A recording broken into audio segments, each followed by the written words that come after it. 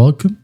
In this video, I'll show you how to get transcript from a YouTube video. Alright, if you found this video helpful, please leave a like and subscribe to the channel for more such tutorials. Now, first up, you want to find the video where you wanted to get the transcript. For example, this one right here. I'm just going to click on it. And once it loads, you're going to want to scroll down into the description area below.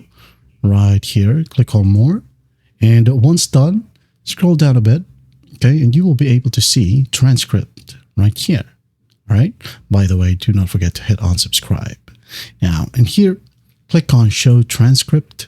There you go. And in the right panel, you'll be able to see the transcript. Okay. If you want to toggle the timestamps, just go to the top right and toggle it. Okay.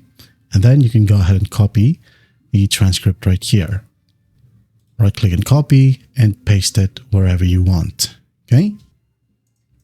Like so. That is it. That's how easy it is to get the transcript from your YouTube video. Well, I hope this video helps and I'll see you in the next one.